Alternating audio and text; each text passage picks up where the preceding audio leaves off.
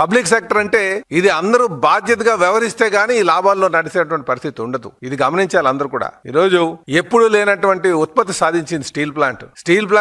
1987లో ఉత్పత్తి స్టార్ట్ అయిన దగ్గర నుంచి ఈ రోజు లెక్కేసుకుంటే హైయెస్ట్ ఉత్పత్తి సాధించేటువంటి దిశగా ప్రయాణం చేస్తుంది.